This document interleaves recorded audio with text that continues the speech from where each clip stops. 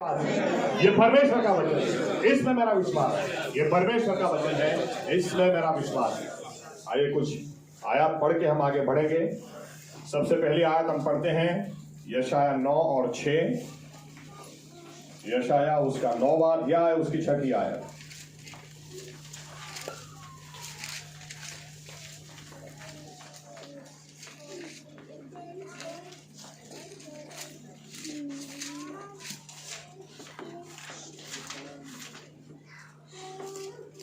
યશાયા 9 અને 6 કેમ કે આપણે સારો છોકરો અવતર્યો છે, આપણને પુત્ર આપવામાં આવ્યો છે, તેની ખાંદ પર રાજ્યાધિકાર રહેશે અને તેને અદ્ભુત મંત્રી, પરાક્રમી દેવ, સનાતન પિતા ને શાંતિનો સરદાર એ નામ આપવામાં આવશે। दूसरा भाग हम पढ़ेंगे पहला पत्रस 1 10 11 और 12।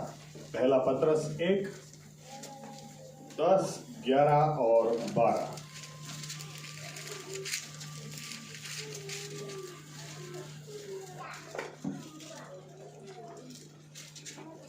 જે પ્રબોધકોએ તમારા પર થવાની કૃપા વિશે ભવિષ્ય વચન કહ્યા, તેઓએ તે તારણ વિશે ખંતથી તપાસીને શોધ કર્યો।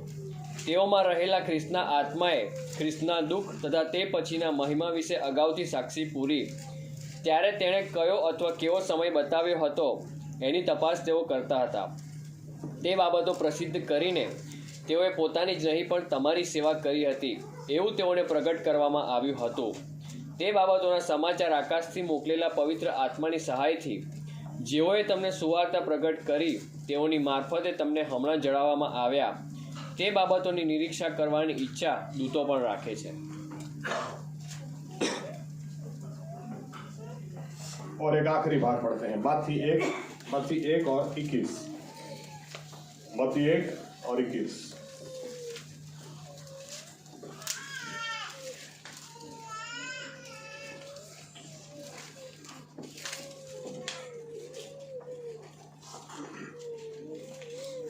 અને તેને દીકરો થશે ને તું તેનું નામ ઈસુ પાડશે, કેમ કે જે પોતાના લોકોને તેઓના પાપથી તારશે તે એ જ છે। आइए दुआ करें। हमारे जीवित परमेश्वर प्रभु यीशु मसीहा, हम धन्यवाद देते हैं आपके वचनों के लिए। हम धन्यवाद देते हैं आज के इस समय के लिए।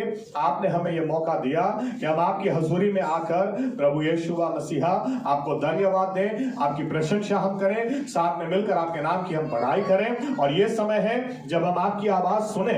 हम विनती करते हैं प्रभु यीशु, पवित्र आत्मा को आप हम पर उंडेल दें, ताकि पवित्र आत्मा इस वचन की सच्चाई में हमें लेकर जाए और इस वचन की सच्चाई हमें मुक्त कर दें, ताकि हम जैसे हैं एक भी व्यक्ति वैसा का वैसा न रहे। प्रभु यीशु आपके मुंह का उजियाला आज आप हम पर डालें।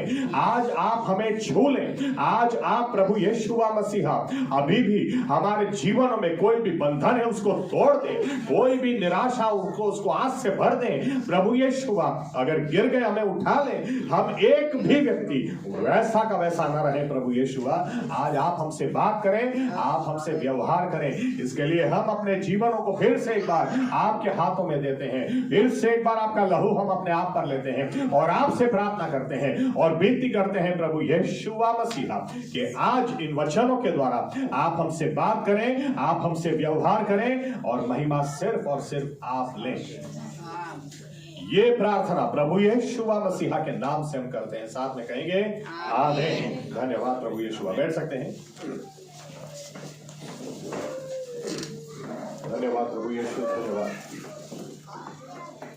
ओके, वचन में जाएं उसके पहले कुछ इंफॉर्मेशन, कुछ बातें, कुछ माहिती। मैं कुछ बातों के लिए प्रभु यीशु मसीह को सही में धन्यवाद देना चाहता हूं। मैं कुछ वीडियोस देख रहा था और उसमें कुछ लोग क्रिश्चियन लोगों से रास्ते पर खड़ा रहकर पूछ रहे थे कि आपके परमेश्वर का नाम क्या है, और क्रिश्चियन लोग बता रहे थे जीसस। तो ये लोग मजाक उड़ाकर बोलते हैं कि आप कैसे लोग हो, आप यीशु मसीह की आराधना करते हो, आपको उसका नाम ही नहीं पता है। उसका नाम यीशुआ है। और इतने लोगों से रास्ते पर पूछा, किसी को नाम, सच्चा नाम पता ही नहीं। मैं जब सुन रहा था मैंने कहा प्रभु यीशु आपको बहुत बहुत धन्यवाद, आपने हमें सच्चाई दी है।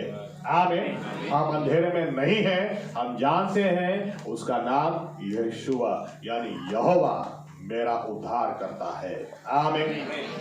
और वही मसाया है। उसी तरह से जब हम क्रिसमस की बात करते हैं तो याद रखना वचन में भी जब इस शब्द को मैं इस्तेमाल करूं, चलो आयत भी दिखा देनी चाहिए। क्रिसमस के लिए हमारे लिए क्या मतलब होना चाहिए। पढ़ते हैं यूहन्ना 1 और 14। यूहन्ना 1 और 14।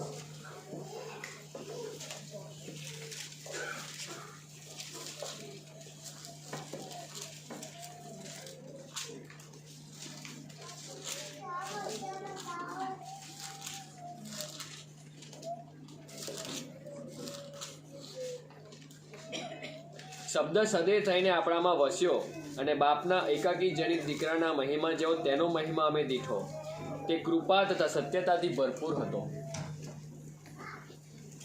क्रिसमस का सिंपल मतलब क्या, अगर यूहन्ना 1 और 1 पढ़े, शब्द ही परमेश्वर था या तो परमेश्वर है। आमीन। क्रिसमस का सिंपल मतलब वही परमेश्वर मनुष्य के रूप आया। आमीन। दूसरा कोई नहीं आया, वही परमेश्वर मनुष्य के रूप में आया, शब्द सदैव हुआ। आमीन। चलो और एक भाग पढ़ते हैं तो शायद फिर हमें दूसरा कोई हिस्सा निकालना ना पड़े। लूक का दूसरा अध्याय,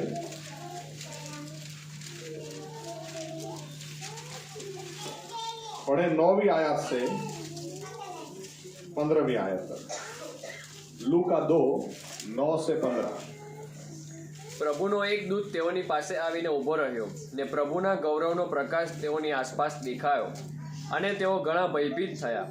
દૂતો તેઓને કહ્યું કે બીહો માં, કેમ કે જુઓ, હું મોટા આનંદની સુવાર્તા તમને કહું છું અને તે સર્વ લોકોને માટે થશે, કેમ કે આજ દાઉદના શહેરમાં તમારે સારું એક તારનાર એટલે ખ્રિસ્ત પ્રભુ જન્મ્યો છે।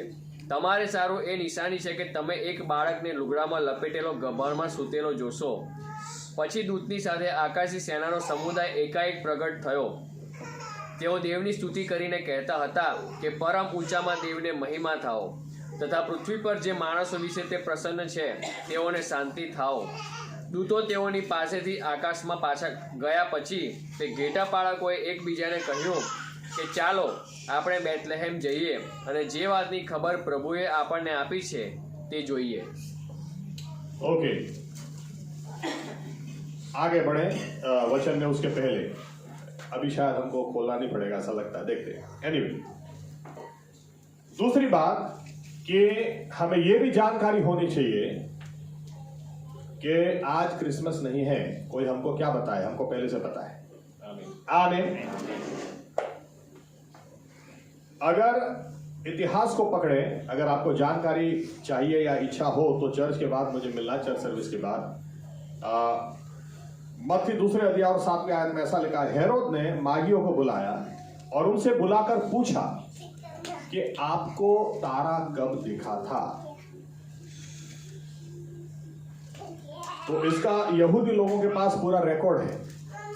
जो मागियों ने जवाब दिया हमारे पास बाइबल में नहीं है, लेकिन यहूदी इतिहास में इसका पूरा रिकॉर्ड है। इनको 4 से 5 बार तारा दिखा और कब दिखा, और इसके लिए हमें थोड़ा एस्ट्रोनॉमी भी पता होना जरूरी है। यहूदियों का राजा ही पैदा हुआ ऐसा इनको कैसे पता चला। ओके, तो इन्होंने 16 महीने पहले पहली बार वो तारा देखा था, और वो तारा सी राशि हम बोलेंगे, गुजराती में सी राशि, इंग्लिश में या एरियल या तो लियो होगा शायद, बराबर उसके 2 पैरों के बीच में जब वो तारा जाकर खड़ा रहा, इनको पता चल गया कि यहूदियों का राजा पैदा हुआ है।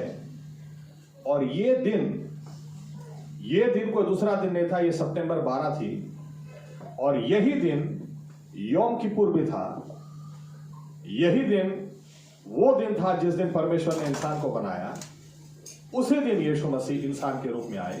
ये वो दिन था जिस दिन इजरायली लोगों को परमेश्वर ने पर्व दिया था, नरसिंगा बजाकर उत्सव मनाना कि परमेश्वर तुम्हारी हर समस्या का छुटकारा देगा। वो यहोवा यीरे है। आमीन। आमीन। ये 16 महीने पहले और उसके बाद उन्होंने कई बार इस चीज को देखा। तो अगर डेट पकड़ी जाए हमारे जूलियन कैलेंडर के हिसाब से तो सितंबर 12 होगा। साल के लिए थोड़ी गड़बड़ी है, वो 3 बीसी हो सकता है या 4 बीसी हो सकता है, लेकिन वो सितंबर 12 होगा। तो हम तो ऑलरेडी जानते हैं, हमने पहले 5 साल जब हमारी मिनिस्ट्री शुरू हुई 85 से पहले 5 साल हम क्रिसमस के दिन नहीं बैठते थे, क्योंकि हमको पता है ये दिन 2 दिनों से न बैठने का कारण था। पहला कि ये तामुस की बर्थडे है, दिसंबर 25, और सेमिरामिस और निम्रोद उनका बेटा, बाबेल का धर्म अगर पढ़ेंगे दिसंबर 24 रात या 25 सुबह, ये तामुस की बर्थडे है। और दूसरा, अगर आप ग्रीक इतिहास पढ़ोगे तो दिसंबर 17 से दिसंबर 25 सैचुरेलिया यानी सैटन देव यानी शनि देव, उसके उत्सव मनाए जाते थे ग्रीस में, और 25 दिसंबर उसका आखिरी दिन हुआ करता था। 4वीं सदी में, 3री सदी में कैथोलिक चर्च एस्टैब्लिश हुआ, और 4वीं सदी में पोप जूलियन फर्स्ट, उन्होंने उसी 25 तारीख को, जब ये उत्सव खत्म होता था, और उत्सव खत्म किस तरह से होता था, उस दिन लोग नए कपड़े पहनते थे, उस दिन लोग एक दूसरे को गिफ्ट्स देते थे, और ज्यादातर जो क्रिश्चियन लोग करते हैं दारू भी पीते हैं। ये सब चीजें दिसंबर 25 को की जाती थी और उत्सव उस तरह से खत्म होता था। यही दिन 4वीं सदी में क्रिसमस मनाने के लिए दिया गया। तो ये बात हम अच्छी तरह जानते हैं। लेकिन 5 साल जब हम नहीं बैठे, 5 साल में एक बात परमेश्वर ने हमें सिखाई कि 365 दिन अगर शैतान पकड़ के बैठ जाएगा तो हम थोड़ी ना घर में बैठेंगे। आमीन। हमें बाइबल कहती है जैसे जैसे यीशु मसीह का आना करीब हो, वैसे वैसे हमें विश्वासियों को ज्यादा इकट्ठा होना है, ज्यादा संगति करनी है। तो 25 तारीख अगर सभी को छुट्टी ही है और सब लोग अगर घर बैठे रहें, इससे अच्छा क्यों ना हम और एक संगति करें, और दुनिया अगर अच्छे कपड़े पहनकर नाचे कूदे या दारू के नशे में घूमे और डीजे के ऊपर डांस करें, हम विश्वासी लोग क्यों ना हमारे विश्वास को ताजा करें कि हमारा परमेश्वर समय हुआ वो हमें बचाने के लिए आया। आमीन, आमीन। इसको बात को ध्यान में रखकर हम वचन में जाना चाहते हैं। वचन में देखिए, मैं यहां तक मैं इस तरह से कह दूं, आपके हृदय में जो हो वो मुंह पर आता ही है। आमीन। परमेश्वर प्रभु यीशु का भी वचन था मत्ती 12 में, हृदय में जो होता है वो मुंह पर आ ही जाता है, आज नहीं तो कल वो मुंह पर आ ही जाएगा। क्रिसमस की जब बात हम करते हैं, मैंने पहले कहा जब मैं क्रिसमस शब्द का इस्तेमाल करता हूं, आप इस बात को ध्यान में रखना, परमेश्वर इंसान बनेगा या परमेश्वर इंसान के रूप में आया या आएगा, इस बात को मैं बता रहा हूं। आमीन। शब्द सदे थयो, इस बात को ध्यान में रखिएगा। इसलिए क्रिसमस या तो परमेश्वर इंसान के रूप में आएगा, ये बात बार बार उसके हृदय में पहले से थी। यहां तक इस तरह से है कि अगर आपके पास पहले से कोई बड़ी सरप्राइज है तो आप, कई लोग हैं ना जैसे छोटे बच्चे होते हैं, ये छुपा नहीं सकते हैं, ये कम से कम इतना तो बता ही देंगे कि सरप्राइज है। आमीन। इतना तो बताए, ये छिपा नहीं सकते, एक्साइटमेंट छिपा नहीं सकते हैं। बाइबल हम इसलिए सब आयत हम नहीं निकालते हैं, लेकिन बाइबल बताती है, पहला पत्रस पहला अध्याय 19 और 20 आयत, परमेश्वर ने इंसान को बनाया, लिखा है उसके पहले उसने उद्धार की योजना बनाई, पहले ही उद्धार की योजना बना दी परमेश्वर। इसलिए आदम और हवा ने जब पाप किया तो ऐसा नहीं है पाप करने के बाद परमेश्वर सोचने लगा कि अब मुझे कुछ रास्ता निकालना पड़ेगा, ये तो फंस गए, अरे ये तो मेरे साथ रिश्ता टूट गया। अरे बाइबल कहती है, बाइबल का परमेश्वर वो पहले से आरंभ को जानता है, पहले से अंत को आरंभ से ही वो अंत को जानता है, उसको हम कुछ बता नहीं सकते, वो पहले से जानता है। आमीन। यहां तक कि बाइबल कहती है जो ख्याल अभी हमको 5 मिनट या 5 सेकंड बाद आने वाले हैं, उसको भी वो पहले से जानता है। इसलिए उद्धार की योजना पहले से उसने बनाकर रखी, उद्धार की योजना पहले बनाई और उसके बाद में उसने इंसान को बनाया। यानी आप देखें, परमेश्वर के हृदय में पहले से उद्धार की योजना थी, पहले से ये बात थी कि एक ना एक दिन पृथ्वी पर मैं पृथ्वी बनाऊंगा या उसको नई सिरे से रचाऊंगा, वहां पर इंसान जब उसको मैं बनाऊंगा और इंसान गुनाह करेगा तो मुझे उसको बचाने के लिए इंसान के रूप में जाना ही है। ये पहले से तय था और इसीलिए इसलिए इन शॉर्ट क्रिसमस परमेश्वर के हृदय में पहले से थी, वो बाद में नहीं आई, इंसान के पाप करने के बाद नहीं आई, पहले से थी। और इसीलिए आदम और हवा ने जब पाप किया तो बाइबल क्या कहती है, तुरंत ही परमेश्वर के मुंह से निकल गया, आदम को उसने श्राप दिया, हवा को उसने श्राप दिया, और फिर सर्प से जब वो बात करता है तुरंत ही उसके मुंह से ये बात निकल गई, एक औरत का तूने इस्तेमाल किया मेरे साथ रिश्ता तोड़ने के लिए, एक औरत का मैं इस्तेमाल करूंगा तुझे खत्म करने के लिए। वहीं पर उत्पत्ति 3 और 15 जो आपके हृदय में होता ना वो मुंह पे आ जाता है। उत्पत्ति 3 और 15 में परमेश्वर ने बोल दिया कि सब तेरे साथ, शैतान तेरे साथ, तेरे और तेरे वंश के साथ एक औरत और उसके बच्चे का बैर मैं कराऊंगा। इन शॉर्ट वहीं पर परमेश्वर ने बोल दिया एक औरत का तूने इस्तेमाल किया, मैं भी एक औरत का इस्तेमाल करूंगा और वो औरत का बच्चा वो तेरे सिर को कुचल देगा। वहीं पर जो हृदय में होता ना मुंह पर आ जाता। अब आप ये सोचें आदम और हवा को इस बारे में क्या समझ में आया होगा, या तो बरसों तक किसको क्या समझ में आया होगा कि ये क्या, इसका क्या मतलब है, लेकिन हम आज पूरा पिक्चर जानते हैं। आमीन। इसलिए जो हमें समझ में आता है शायद उस वक्त नहीं आया होगा, लेकिन हमें इतना तो जरूर समझ में आता है कि इधर इंसान का रिश्ता टूटा और परमेश्वर के मुंह से उद्धार की बात निकली, परमेश्वर के मुंह से क्रिसमस की बात निकली, परमेश्वर के मुंह से वही बात निकली कि एक दिन इंसान के रूप में मैं आऊंगा। आमीन। उतना ही नहीं, आप अच्छी तरह से बाइबल पढ़ें क्यों यीशु मसीह ऐसा बोलते हैं। यूहन्ना 5:48 और 39 में यहूदियों से बात करते हुए बोलते हैं तुम पुराना नियम पढ़ते हो, तुम शास्त्रों को पढ़ते हो और शास्त्र पढ़कर तुम ये मानते हो कि ये तुम्हें उद्धार देंगे, लेकिन तुम ये बात क्यों नहीं जानते कि वही शास्त्र तो मेरे बारे में गवाही देते हैं, यही शास्त्र तो मेरे बारे में बताते हैं, यानी मैं इंसान के रूप में आऊंगा। ये बात बार बार अंदर लिखी गई। अगर आप मूसा पर विश्वास करते तो भी आप मुझ पर विश्वास करते, यानी कि अगर हम अच्छी तरह से बाइबल पढ़े तो हमें सही में बार बार ये बात का हो सकता है, या तो होगा कि परमेश्वर के मुंह से क्रिसमस के बारे में बार बार बात निकल जाती है। उदाहरण के तौर पर आप मूसा का लाइफ देखें। मूसा जब कनान के सीमाओं में आ गया, जब कनान के सीमाओं में आकर मूसा पुनर्नियम या तो व्यवस्था विवरण फिर से एक बार वो सब बातें अपने लोगों को याद दिलाने लगा, या फिर से एक बार याद दिलाता है कि देखो किस तरह से उसने तुम्हें मिस्र से निकाला, देखो किस तरह से वो तुम्हें बाहर लेकर आया, देखो किस तरह से उसने आसमान में तुम्हें मेघ स्तंभ और अग्नि स्तंभ के रूप में गर्मी दी, ठंडी दी, किस तरह से उसने बिच्छुओं से बचाया, किस तरह से सर्पों से बचाया। ये बोलते बोलते बोलते बोलते जब तुम कनान में जाओगे उसको भूल मत जाना, एकदम से उसके मुंह से क्या निकलता है, याद रखना मेरे बाद एक और आएगा जो मुझसे बड़ा होगा, उसको तुम सुनना, उसको मत भूलना। और एकदम से वापस उसका टॉपिक चेंज, पुनर्नियम 18, ओके, व्यवस्था विवरण 18, आप घर जाकर पढ़ना।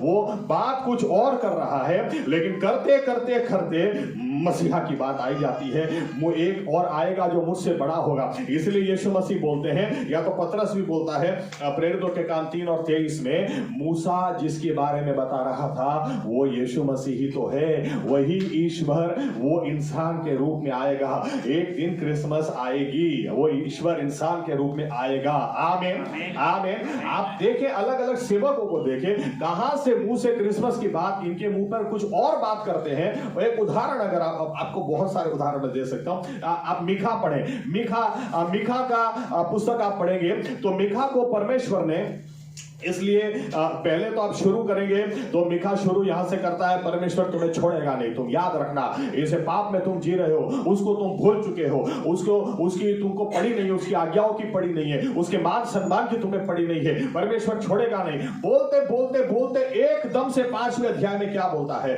वो तुम्हारे बीच में, ओ बेथलेहम एफ्राथा, ओ बेथलेहम एफ्राथा, बेथलेहम तू बहुत छोटा है, एफ्राथा तू बहुत छोटा है, लेकिन यहूदा तू याद रखना तुझ में से एक उद्धार करता आएगा, जिसका जो अनंत काल से है, वो तुझ से वो यहां पर पैदा होगा और वो तुझ पर राज करेगा, सारी दुनिया पर राज करेगा। जब हेरोद ने लोगों को बुलाया और कहा कि ये मसीहा कब पैदा होने वाला है, मसीहा कहां आने वाला है, तुरंत बाइबल बताती है, इन्होंने मीका 5वां अध्याय निकालकर बताया कि देखो वो बैतलहम यहूदा, बैतलहम एफ्राता में वो पैदा होगा। आप अच्छी तरह से बाइबल पढ़ें, मीका 5वां अध्याय भी पढ़ें, ऊपर पढ़ें, नीचे पढ़ें, आपको आश्चर्य होगा ये बीच में कहां से घुस जाता है और फिर वापस एकदम से लाइन पे सब कुछ आ जाएगा। उदाहरण के तौर पर जकारिया आप पढ़ें, हगाई, जकारिया और मलाकी, इन तीन सेवकों का परमेश्वर ने इस्तेमाल किया कि 70 साल की गुलामी के बाद जब ये लोग वापस आए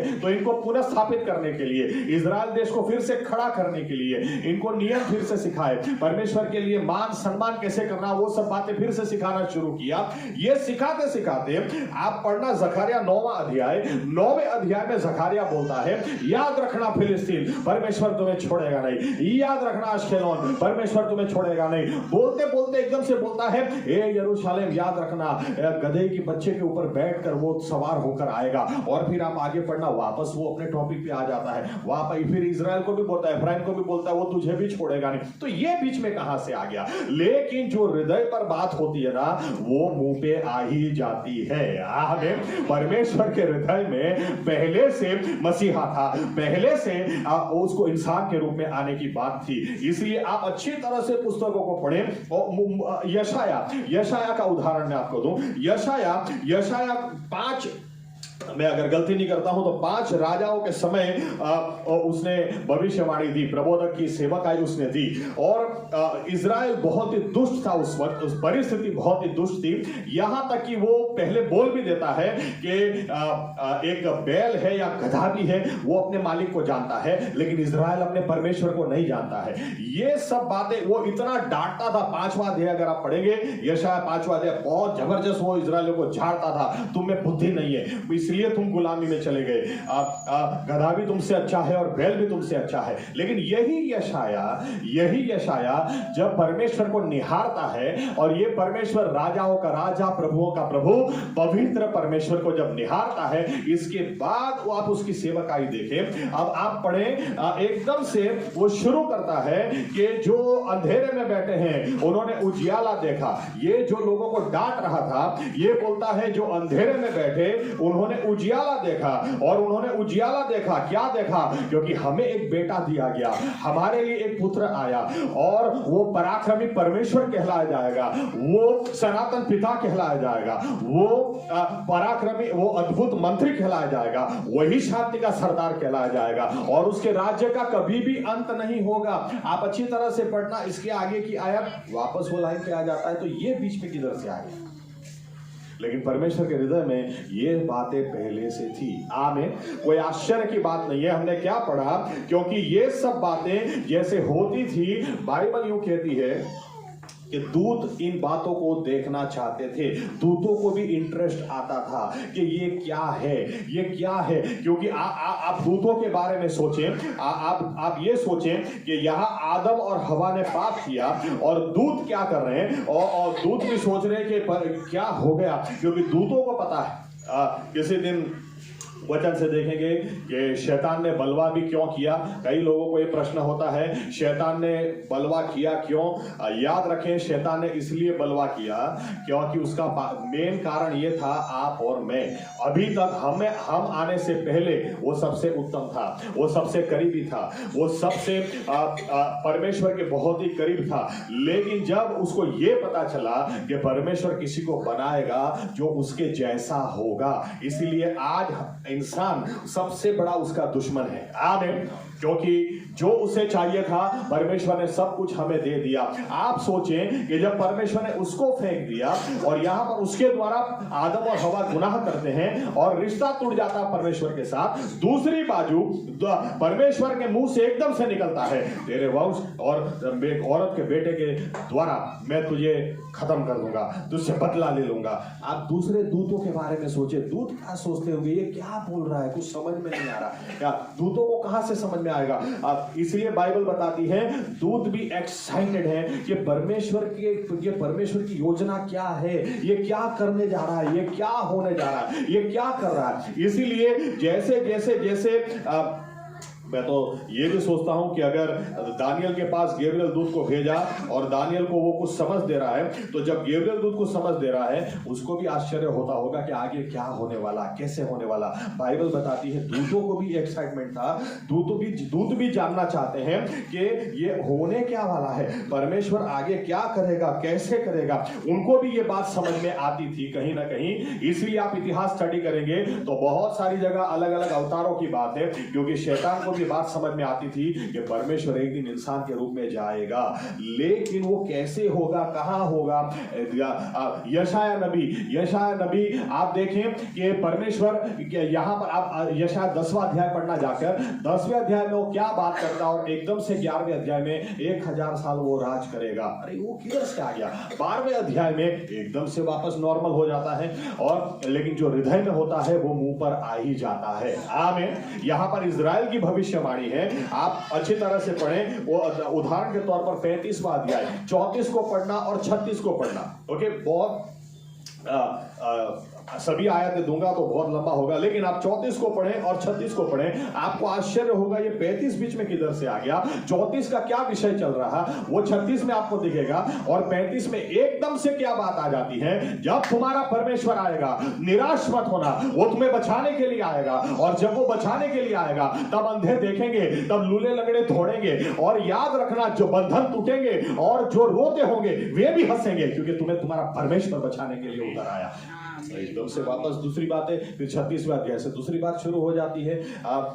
तो अच्छी तरह से हम बाइबल पढ़ेंगे तो समझ में आता है कि परमेश्वर के मुंह पे जो था, हृदय में जो था, वो बार बार सेवक बदलते चले गए, समय बदलता चला गया, लेकिन उसके मुंह पे बात आ ही जाती थी। आमीन आमीन। वो यशाया को देखें, यशाया के बारे में लिखा है, उदाहरण के तौर पर यशाया की सेवकाई मैंने आपसे कई बार कहा है, पहले भी फिर से कहूं, 39वां अध्याय एजकिया के बारे में आखिरी वो बात करता है, और आखिरी बात करने के बाद उसकी यशाया इतिहास बताता है। यशाया की वाइफ मर गई, तो यशाया ने जैसे सेवकाई खत्म हो गई, वो इतना दुखी हो गया, इतना निराश हो गया कि उसने सेवकाई के लिए बाहर जाना बंद कर दिया। लेकिन वो परमेश्वर की हजूरी में था, और वापस उसकी सेवकाई शुरू जब हुई 40वें अध्याय से, तो कहां से शुरू होती है? सीधा क्रिसमस से डायरेक्ट। पहला ही शब्द मुंह से क्या निकलता है?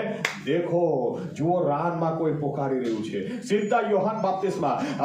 देखो कोई पुकार रहा है। और योहान बपतिस्मा को क्यों भेजा गया था? योहान बपतिस्मा को यीशु मसीह से पहले फोररनर बोलते हैं, उसको इसलिए भेजा गया। आमीन। तो जब सेवकाई उसकी आगे बढ़ती है तो वापस वहीं से परमेश्वर शुरू करते हैं। पूरी होते होते कहा जाती है, आगे आप देखो, इजराइल को मैं इकट्ठा करूंगा, उत्तर से बुलाऊंगा, दक्षिण से बुलाऊंगा, वापस इस देश को एक दिन के अंदर मैं स्थापित करूंगा। सब इजराइल बीच में ये कहां से आ जाता है? यहां में आप अच्छी तरह स्टडी करेंगे, आपको समझ में आएगा परमेश्वर के हृदय में पहले से उद्धार की योजना थी। आमीन। पहले से ये बात थी, इसलिए बार बार समय से ये बात उसके मुंह पे आ ही जाती थी। आमीन।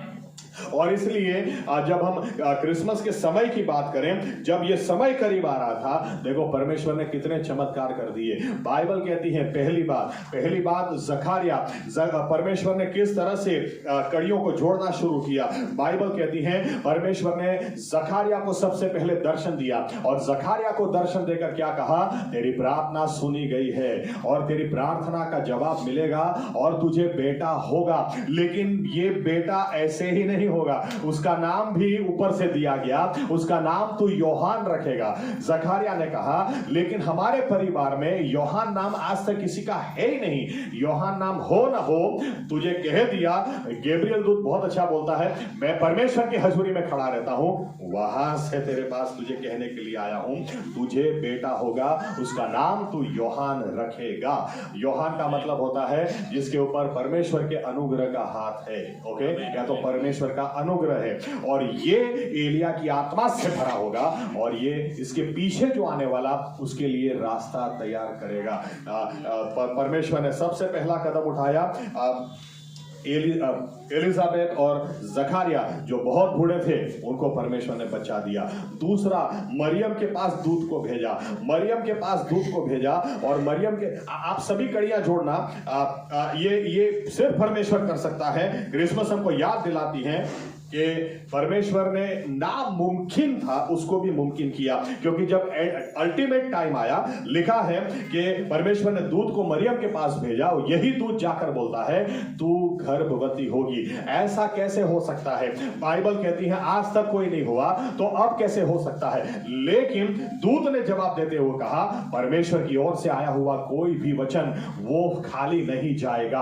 आमीन। कोई भी वचन खाली नहीं जाएगा। और मरियम वो एलिजाबेथ के घर जाती है, एलिजाबेथ के साथ 3 महीना रहती है, वहां पर उसकी प्रेगनेंसी कंफर्म होती है। वहां से एक गड़बड़ी दूसरी भी शुरू होती है। बाइबल यूं कहती है कि उसकी सगाई यूसुफ के साथ हो गई थी। अब यूसुफ कैसे अपनाए उसको? याद रखें, मैंने पहले भी कहा कि पहले अगर कोई चमत्कार हुआ हो तो समझ में आता है, लेकिन जब पहले ऐसा कभी हुआ ही नहीं कि कोई औरत बिना मर्द के प्रेग्नेंट हुई हो, तो ऐसा कैसे हो सकता है कि कोई मर्द उसको अपना ले? लेकिन बाइबल यूं कहती है कि यूसुफ को भी परमेश्वर ने दर्शन दिया और यूसुफ को भी बोला कि जो गर्भ मरियम के पेट में है वो परमेश्वर की ओर से है, तू उसको अपना लेना। और इसने उसको अपना भी लिया। याद रखना, मरियम के लिए भी इम्पॉसिबल था कि वो कितना भी मनाने की कोशिश करें, यूसुफ मानने वाला नहीं था, लेकिन परमेश्वर ने यहां भी उसे मना लिया, परमेश्वर ने उसको मना लिया। आमीन। लेकिन वचन ये था कि बैतलहम एफ्राता में ही बच्चा पैदा होगा। तो ये लोग नाजरेत में रहते थे और बैतलहम एफ्राता में कैसे पैदा होगा? तो बाइबल कहती है उसी वक्त अगस्तस कैसर ने शुरू कर दिया कंसेंसस, यानी बस्ती गणतरी क्या बोलेंगे उसको हिंदी में पता नहीं, कंसेंसस दिया गया कि आपको आपका नाम जहां भी है वहां पर आकर आपको अपना नाम लिखवाना है। आमीन। और इनका नाम बैतलहम, क्योंकि ये दाऊद के कुल के थे इसलिए इनका नाम बैतलहम में चलता था। इनको बैतलहम आना ही पड़ा, आने की कोई गिनती नहीं थी, आना ही पड़ा। और आना ही पड़ा क्योंकि राजा या सम्राट ने जो ऑर्डर दिया उसके हिसाब से आना ही पड़ा। और जब आए तो बाइबल कहती है उस वक्त प्रेगनेंसी, क्योंकि 8वां महीना ऊपर या तो 9वां महीना बैठ चुका था, इसलिए उस वक्त नाम लिखाने आए, डिलीवरी उधर ही हुई। लेकिन जब डिलीवरी हुई, अभी आप ये देखें कि इतनी सारी कड़ियों को जोड़ने के बाद जब दूत आसमान से जब इधर बच्चा होता है, आसमान से दूत पुकारते हैं और दूत क्या कहते हैं? दूत आनंद के साथ कहते हैं कि देखो, वो चरवाहों को कहते हैं आज तुम्हारे लिए दाऊद के शहर में उद्धारकर्ता पैदा हुआ है। ये यूं नहीं कहते तुम्हें चंगाई देने वाला आ चुका है, ये यूं नहीं कहते तुम्हें कोई प्रॉफिट आ चुका है, ये यूं कहते हैं आज दाऊद के शहर में उद्धारकर्ता पैदा हुआ है। आमीन।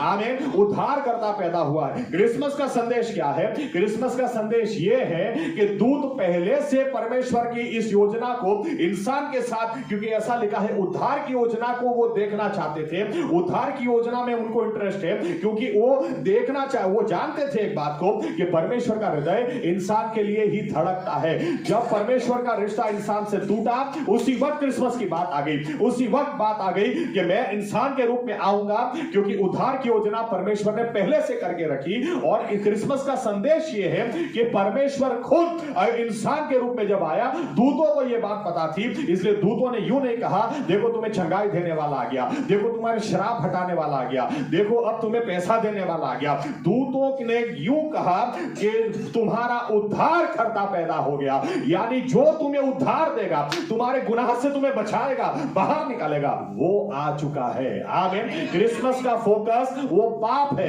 क्रिसमस का फोकस अच्छे कपड़े नहीं है, क्रिसमस का फोकस ये नहीं है कि हम नाचे कूदे, अच्छा खाए अच्छा पिए, लेकिन जो उद्धार पाए हुए लोग हैं उनको पता है क्रिसमस हमको याद दिलाती है वो सिर्फ इसीलिए आया कि हमें और आपको वो उद्धार दे। आमीन। हमें और आपको वो उद्धार दे, और उद्धार अगर हमें मिला तो हम अच्छा कपड़ा पहनेंगे, तो हम गाएंगे, तो हम बजाएंगे, तो हम नाचेंगे कूदेंगे गाएंगे, क्योंकि हमें उद्धार मिला है, इसीलिए तो वो आया। आमीन। आमीन। आमीन। लेकिन एक बहुत इंपॉर्टेंट पॉइंट यहां से मैं खत्म करूंगा। यशायाह 9 में ऐसा लिखा, चलो एक आयत पढ़ते हैं उसके बाद जाते हैं। यशायाह 9 6 और 7। यशायाह 9, 6 और 7।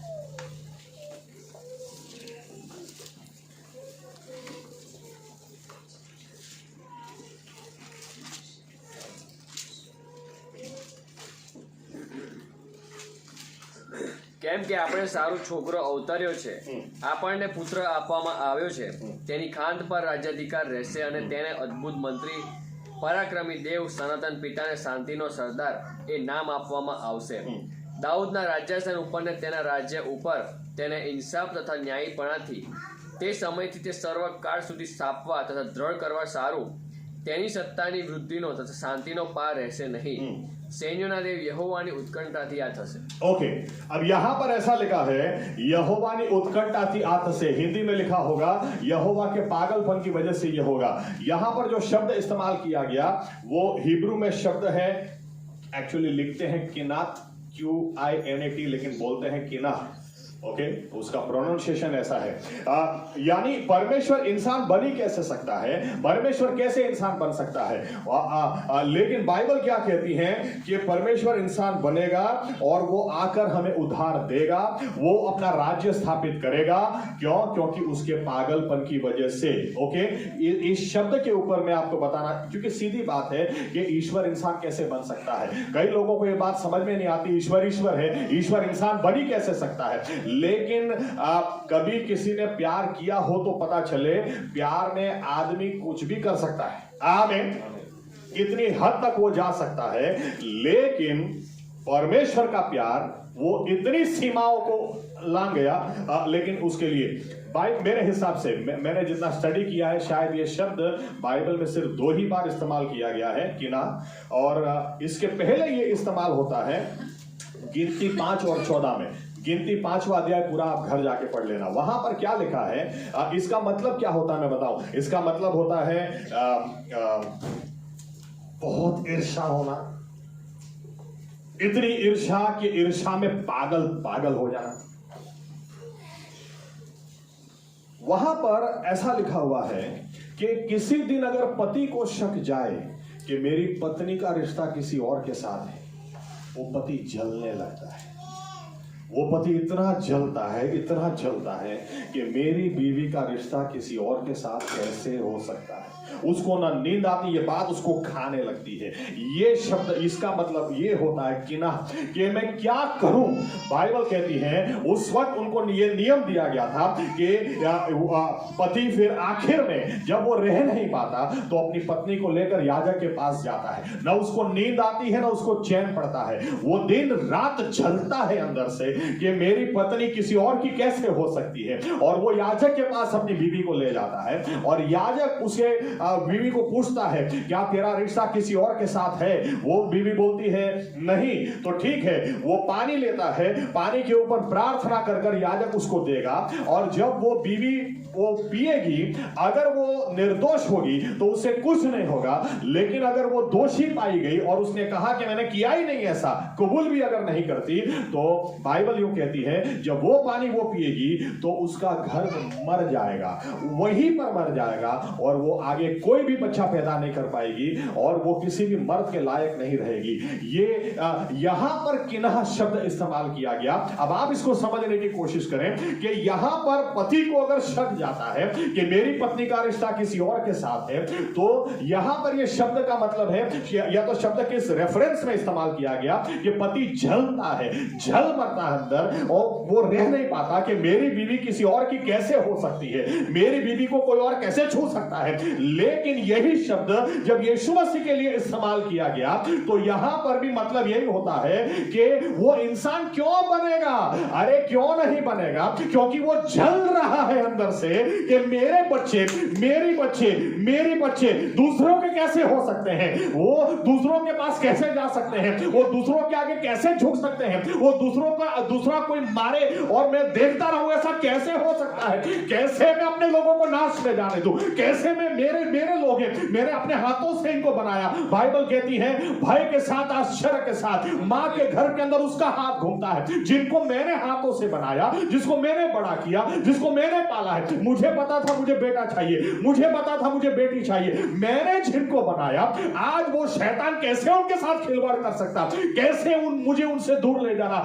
जलता है परमेश्वर, और ये जलन यहां तक गई कि ईश्वर इंसान के रूप में चला आया। इतनी हद तक कि दूतों को भी ये बात पता चल गई, वो भी खुशी मनाने बिना रह नहीं पाए, और चरवाहों से आकर कह दिया, अरे अभी तुम्हें भेड़ों बकरियों का बलिदान नहीं देना पड़ेगा, जो रियल बलिदान है वो आ चुका, उद्धार करता तुम्हारे लिए आज पैदा हो गया। हालेलुया। हो कैसे सकता है ऐसा? लेकिन उसकी जलन, उसका पागलपन हमारे लिए उसको इंसान के रूप में ले आया। आमीन। ये क्रिसमस का मैसेज है। हमारा परमेश्वर हमारे पीछे पागल है। आमीन आमीन। वो पागल है। अफसोस कि हम उसके पीछे अगर पागल ना हो। लेकिन आज का दिन हमें याद दिलाता है, एक पति जलता है लेकिन वो न्याय कराने के लिए ले जाता है। लेकिन यही शब्द जब प्रभु यीशु के लिए इस्तेमाल किया है, वो जलता है, वो जलता है। मेरे बच्चे नाश में जा रहे, मेरे बच्चे मुझसे दूर जा रहे। यही बात उसको वहां जलता नहीं रहा, इंसान के रूप में। हमेशा एक फेमस वाक्य है कि टेलर कभी खुद शर्ट नहीं बन सकता, सुधार कभी टेबल नहीं बन सकता, लेकिन उत्पन्न करता उत्पत्ति बन के आ गया। वहीं पर यह प्रश्न था, ऐसा कैसे हो सकता? हमारे लिए बेटा आएगा, हमारे लिए बेटा आएगा, हमारे लिए एक पुत्र दिया जाएगा। लेकिन कैसे ईश्वर कैसे इंसान बन सकता है? लेकिन उसका पागल, हमारे लिए उसका पागलपन वो ईश्वर को भी इंसान के रूप में ले आया। आमीन। क्यों उसको कोई चाटा मारे, और वो चाटा जिन हाथों से उसने इंसान के रचना की। जो बच्चा छोटा होता है ना, छोटा होता है, उसको उंगली देते, जब हाथ पकड़ता, देखो देखो मेरा हाथ पकड़ लिया, देखो मेरा हाथ पकड़ लिया। यही बच्चे जब बड़े होकर किसी न किसी जगह से, बाइबल कहती है यीशु मसीह को छाटा इन्होंने मारा, यीशु मसीह के कपड़े भी उतार दिए। ये हाथ उसी ने बनाए थे, यही हाथ उसको कील ठोक रहे थे, ये हाथ उसी ने बनाए थे, यही हाथ उसको चाटा मार रहे थे, ये मुंह उसी ने बनाया था, ये उसी मुंह से उसको गाली दे रहे थे। उस क्रूस पर भी आकर नहीं छोड़ा, वहां भी आकर बोलते हैं, अरे बसिया है, दूसरों को बचा रहा था, चल उधर, हम भी देखें अपने आप को बचा सकता है कि नहीं। लेकिन दूतों को रियल बात पता थी कि ये तो ईश्वर शब्द सदे हुआ है, ये इसका नाम तो यीशुआ रखेगी, क्योंकि जो अपने लोगों को पाप से बचाएगा वो ये है। लेकिन ऐसा कैसे हो सकता है? ईश्वर इंसान कैसे बन सकता है? लेकिन वो इंसान के पीछे पागल है, हाँ, इतनी हद तक कि वो हमसे दूर रह नहीं सकता। आमीन। इसीलिए दूत भी इस बात को समझ गए, उतना नहीं आज भी समझते हैं।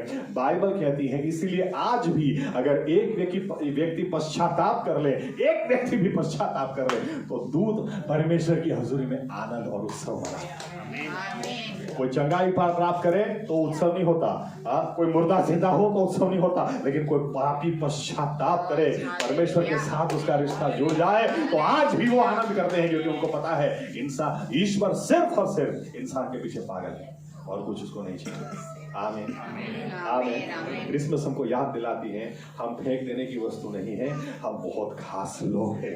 आमीन आमीन। और हमें बचाने के लिए चलो एक आयत फिर भी पढ़ा लेता हूं, उसको पढ़ के हम खत्म करते हैं। रोमनों की पत्री 8 और 32, इस वचन को हम लेकर जाएं क्रिसमस के लिए। रोमनों की पत्री 8 और 32।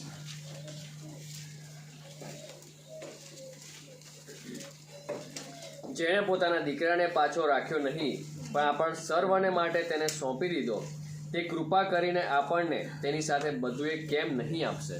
सिंपल बात है। अगर क्रिसमस आई, परमेश्वर ने, अगर वो परमेश्वर इंसान बना हमें उद्धार देने के लिए, तो बाइबल कितना अच्छा आर्गुमेंट देती है, और तो क्या नहीं देगा। आमीन आमीन। और तो क्या नहीं देगा, क्योंकि वो पागल है हमारे पीछे। अगर उसने अपने आप को दे दिया तो और तो क्या नहीं देगा। आमीन आमीन। आइए अपनी जगह खड़े हो जाएं।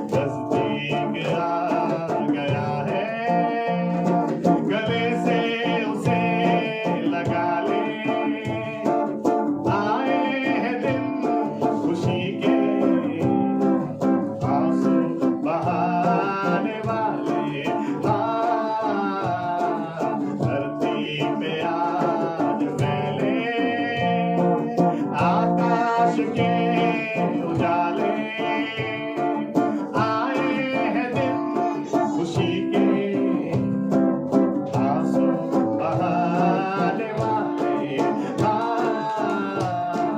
धरती पे आज फैले।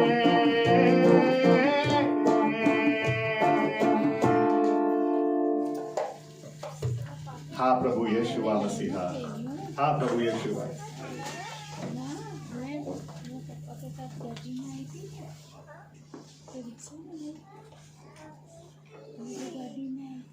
प्रभु यीशु मसीह, ये समय हमें याद दिलाता है कितना महान परमेश्वर कि जिसके मुंह से निकल जाए उजियाला हो जाओ तो उजियाला हो जाए। जिसके मुंह से निकला हुआ एक शब्द भी खाली नहीं आता। दूत दिन रात जिसकी आराधना करते हैं, पवित्र पवित्र पवित्र है सेनाओं का यहोवा, पवित्र पवित्र पवित्र है सेनाओं का यहोवा, पवित्र पवित्र पवित्र परमेश्वर। ऐसा परमेश्वर हमें बचाने के लिए इंसान के रूप में आया। कितनी बड़ी बात प्रभु यीशु, कितनी बड़ी बात, कितनी बड़ी बात।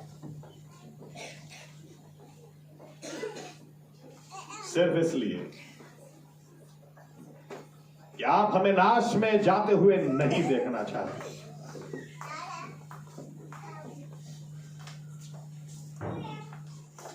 आप अनंत काल हमारे साथ बिताना चाहते हैं। आप चाहते थे कि हम अपना अनंत काल आपके साथ में बिताएं, हम नाश में नहीं जाएं। लेकिन कैसे बच पाते?